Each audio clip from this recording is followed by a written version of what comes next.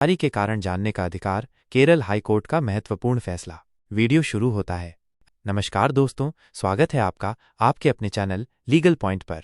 आज हम एक ऐसे महत्वपूर्ण कानूनी अधिकार के बारे में बात करेंगे जिससे अक्सर आम लोग अनजान रहते हैं, गिरफ्तारी के कारणों को जानने का अधिकार। हाल ही में केरल हाईकोर्ट ने इस संबंध में एक बहुत ही अहम फैसला सुनाया है, जिस पर आज हम विस्तार से चर्चा करेंगे। यह जानकारी आपके लिए बेहद महत्वपूर्ण हो सकती है, इसलिए इस वीडियो को अंत तक जरूर देखें।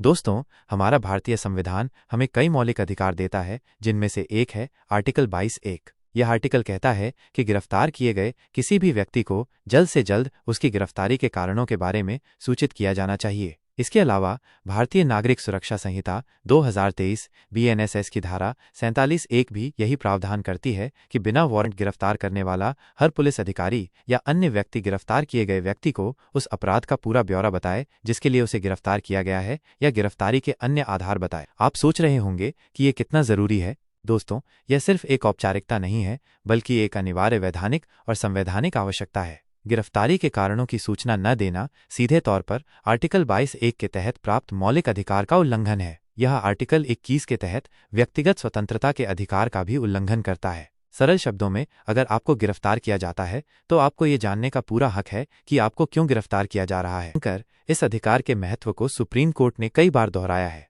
पंकज बंसल बनाम भारत संघ और अन्य के मामले में सुप्रीम कोर्ट ने स्पष्ट रूप से कहा था कि गिरफ्तारी के लिखित कारणों की एक प्रति गिरफ्तार व्यक्ति को बिना किसी अपवाद के देनी चाहिए। हाल ही में विहान कुमार बनाम हरियाणा राज्य और अन्य के मामले में सुप्रीम कोर्ट ने फिर दोहराया कि गिरफ्तारी के कारणों को सूचित करना एक अनिवार्य संवैधानिक आवश्यकता है। कोर्ट ने यह भी कहा कि अगर गिरफ्तारी के कारण जल्द से जल्द सूचित नहीं किए जाते हैं तो ये आर्टिकल 22(1) का उल्लंघन होगा और गिरफ्तारी अवैध मानी जाएगी।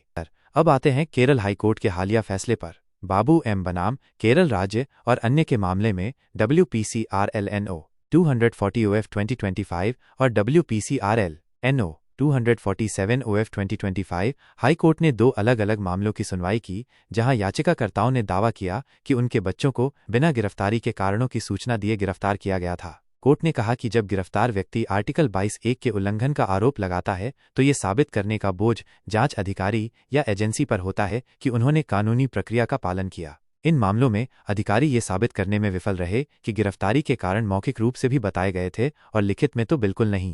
केरल हाईकोर्ट ने सभी तथ्यों और सुप्रीम कोर्ट के फैसलों को ध्यान में रखते हुए फैसला सुनाया कि इन दोनों मामलों में गिरफ्तारी आर्टिकल 22(1) और BNSS की धारा 47 का उल्लंघन थी। कोर्ट ने स्पष्ट किया कि गिरफ्तारी के कारणों को सूचित करने की आवश्यकता का पालन न करने पर गिरफ्तारी अमान्य हो जाती है और गिरफ्तार व्यक्ति 1 सेकंड के लिए भी हिरासत में नहीं रह सकता है। इसलिए कोर्ट ने निर्देश दिया कि दोनों आरोपियों को तुरंत रिहा किया जाए। दोस्तों, यह फैसला एक बार फिर इस बात पर जोर देता है कि गिरफ्तारी के समय अपने अधिकारों के प्रति जागरूक रहना कितना आवश्यक है। यदि आपको कभी ऐसी स्थिति का सामना करना पड़ता है जहां आपको बिना कारण बताए गिरफ्तार किया जा रहा है, तो तुरंत अपने इस अधिकार का प्रयोग करें। आज के वीडियो में बस इतना ही। उम्मीद है कि ये जानकारी आपके लिए उपयोगी रही होगी। अगर आपके कोई सवाल हैं तो नीचे कमेंट सेक्शन में जरूर पूछें।